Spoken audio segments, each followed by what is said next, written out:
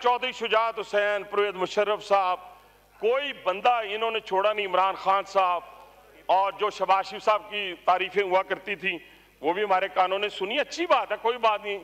इन्होंने फिर एक दफा किसी ना किसी जगह जाना है, लेकिन उस इंस्टीट्यूशन पे आप हमलावर ना हो जो आपके घर से था।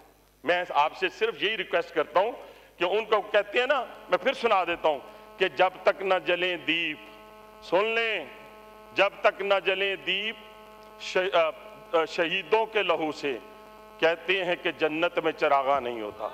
ठीक है, जन्नत भी लैनी है तो उन्हें सहारा लैके लभेगी। तो मेरी गुजारिश आखिर में जनाब चेयरमैन यही है कि हम अपनी कमी कोताहियां जो हैं उनको कम से कम हम इंस्टीट्यूशन पर हमलावर होकर ना दूर करने की कोशिश करें। ले सजाएं भी लेना।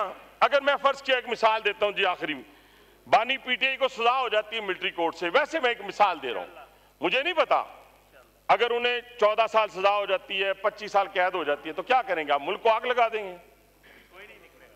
नहीं लगती आग, कैसे लगेगी?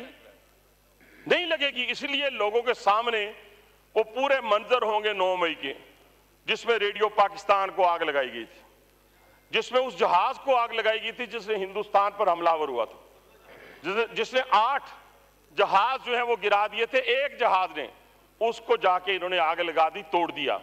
तो जनाब चेयरमैन, मैं फिर आपसे गुजारिश करूंगा कि हमें एहतियात करनी चाहिए। अदलिया पर हम हमलावर उस वक्त हो जाते हैं, कभी इनको कई जजों की जो है उम्रें कम कर दें तो फिर अच्छी लगती हैं, ज्यादा कर दें बुरी लगती हैं।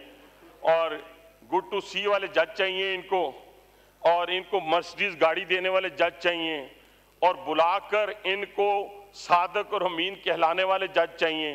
वो ऐसे जज काफी हद तक खत्म हो गए हैं, बाकी जो रह गए वो भी इंशाल्लाह खत्म हो जाएंगे। तो मेरी आपसे गुजारिश आखिर में बस यही है कि हमें एहतियात करनी चाहिए।